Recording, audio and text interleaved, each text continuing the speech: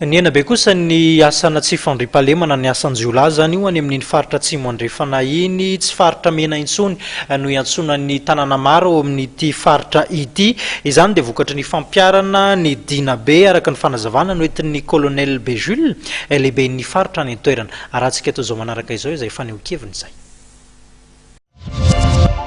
Zay mahatsapa moa zany fa tsisy fampandrosoana vanina raha tsisy ny fandripahalemana. Noho ny fahafantarana an'izay zany dia nataonay vaingoa anjara aloha rehefa tonga amin'ny fiadidian'ny faritra zay ny famitsahana an'izay fandripahalemana zay amin'ny lalany dina be satria nahatsapa ny tenanay fa tsy misy afa-tsy ny fanjaisana anjaitra avy any amin'ny fokon'olo tantana an'izay resaky fandripahalemana zay aloha amin'izao no ahitantsika no fandripahalemana ka ato anatin'ny faritra tsy manjefana zany dia misy ny atao hoe dina be. Io dina be io zany efa homologué avy any amin'ny tribunal zany Manakely ato anatin'ny faritra atsimo andrefana. Zay district avy atsany dia nampiasa ny olo dia tena hitako hoe raha zone rouge izy teo dia tonga dia nivadika zone blanche dia tena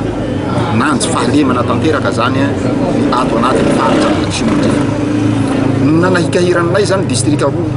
Beroa sy Ankazoabo fa amin'izao fotoana zao efa manomboka misy ihany koa ny fanjaisana anjaikitra amin'ireo district roa reo dia efa hita ny fihenany zay resaka tsy fandripahalemana zay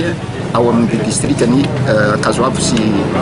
districtny Beroa iny ka amin'izao fotoana zao tsika zany tsy afaka miteny tsony hoe faritra mena ny faritra atsimo andrefana